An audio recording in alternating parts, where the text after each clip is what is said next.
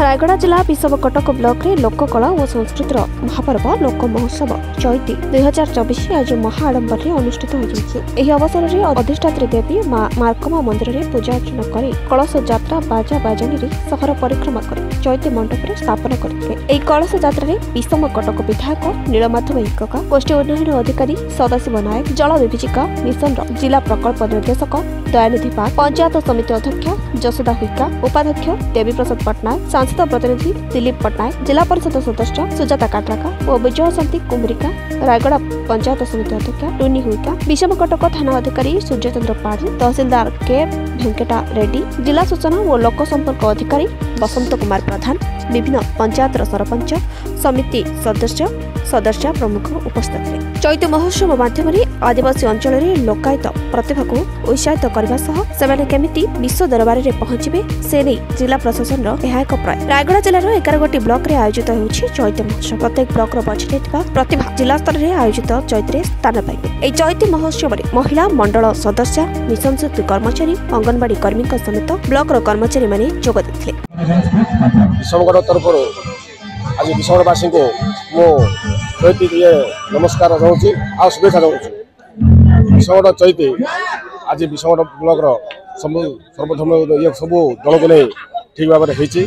आगामी दिन ठीक हम बोली आशा करर्तमान ए वर्ष बहुत उत्साहित भाव में चैती हो आशा कर आगामी दिन चैती एमती हम बोली आशा कर। तेणु ब्लॉक प्रशासन को अवश्य धन्यवाद देवी। सका 9 घंटा समय माँ मार्कमा ठारू जाई पूजा अर्चना करी आम धूमधाम रे आम गीत नाच करी स्टेज को आसला सब स्टॉल थिला सब उद्घाटन कलु कलापर जी आमर लोकायत प्रतिभा थिला सब आज सब आम लोकलोचन को आने सब सुंदर भाव में आयोजन करा जायछि। तेणु ये भाव आमर जो कला संस्कृति प्रत्येक वर्ष जमती हेब ए मु भगवान पाखे प्रार्थना करुच्ची। किंतु प्रत्येक वर्ष आमर रायगड़ा जिले में विषमकटक चैती 1 नंबर किंतु हेब से प्रति मो ब्लॉक प्रशासन मोर ना हूँ काटरका अपल स्वामी रायगड़ा विधायक। देखो 2026 चैती उपलक्षे विषमकटक मत अतिथि भाव मत डक जाता जो देखिलु ये जातिगत निर्विशेष दलगत निर्विशेष ये समस्ते एक जिला प्रशासन अधिकारी जो प्रकार ये महलटा सृष्टि करते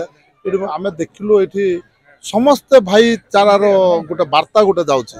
ये कौन सी दलगत निर्विशेष कौन सी जातिगत निर्विशेष ये कौन सी ना आम समस्ते भाई विषमकटकर चैती आमर लोक महोत्सव आम समस्ते एक होकर पालिकी इटा को आम जिला को एवं राज्य को एवं देश को आम देखा आम समस्ते एक होकर 2026 चैती को आम ब्लॉक स्तरीय पालन करके जिला स्तरीय आम एक होकर आम पालन करा बोलिक आर प्रयास एवं जी लोकायत प्रतिभा मान अच्छा लोकलोचन को आणिक किमिति देश को आम परिचय करवा ए मंच हूँ जनता पार्टी जिलार सभापति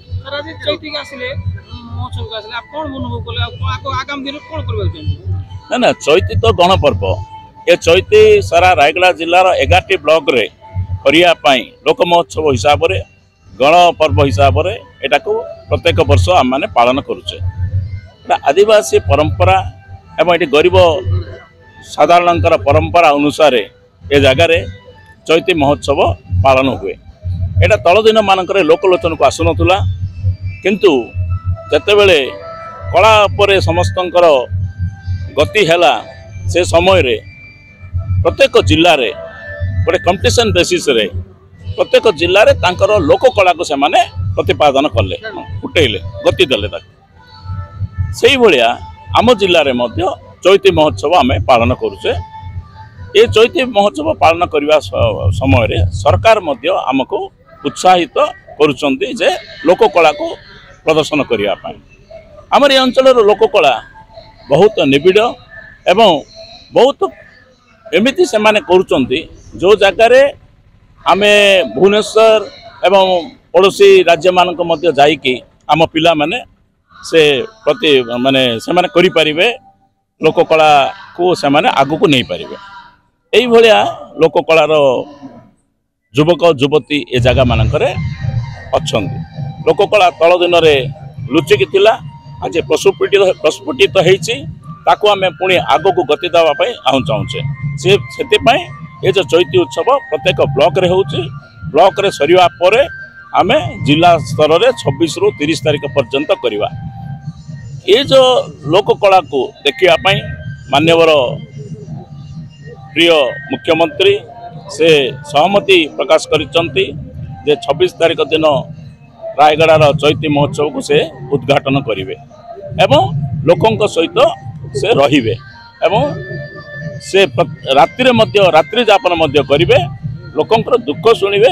कला प्रति तांकर बहुत आग्रह अच्छी से आसुछन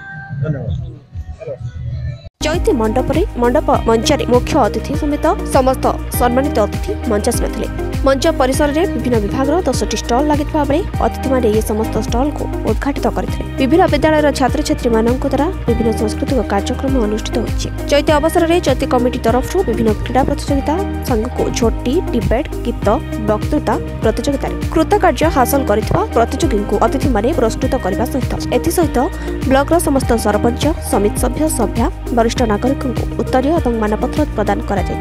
अपराह्न उद्यापन उत्सव में विषमकटक विधायक नीलमाधव कका मुख्य अतिथि भाव मंचासीन थिबाबेले रायगड़ा विधायक आपल स्वामी काड्राका बीजेपी जिला सभापति शिव पट्टनायक पूर्वतन कांग्रेस जिला सभापति दुर्गा पंडा बीएसपी जिला सभापति जितेंद्र जाकासिका विषम कटक उपाध्यक्ष देवी पट्टनायक तहसीलदार के वेंकटेश्वर रेड्डी विषम कटक गोष्ठी उन्नयन अधिकारी सदाशिव नायक सम्मानित अतिथि भाव मंचासीन होते आदर्श विद्यालय अध्यक्ष मधुस्मिता दास मंच परिचालना करथिले चैती पड़िया परिसर में अंगनवाड़ी स्वास्थ्य विभाग जल और परिमल विभाग कृषि विभाग उद्यान और कृषि विभाग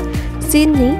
एनजीओ तरफ स्टल गुड़िक खोल कोष्ठ उन्नयन अधिकारी सदाशिव नायकों प्रत्यक्ष तत्वावधान में चैती कार्यक्रम आयोजन होता बेले ब्लॉक मंगल अधिकारी शुभ प्रदा सामल और ओएलएम अधिकारी मानसी काटरी टाकरी ब्लॉक जोगाड़ अधिकारी देवदत्त लेंका प्रमुख सहयोग कर विषम कटक काशीनाथ रिपब्लिक ओडिशा।